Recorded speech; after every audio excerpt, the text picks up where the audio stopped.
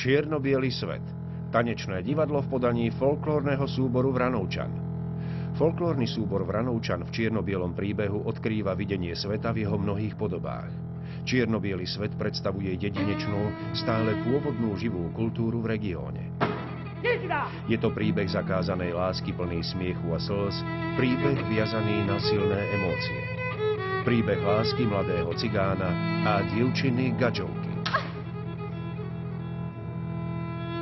Čierno-biely svet nesymbolizuje ich vzťah, ale oveľa viac. Je o hlbšom vnímaní dňa a noci, svetla a tmy, dobra a zla, pohrebu a svadby, života a smrti. Čierno-biele videnie sveta ako protiklad k potrebe tolerancie a harmonického spolunažívania majority s minoritou v dnešnej spoločnosti. Čierno-biely svet.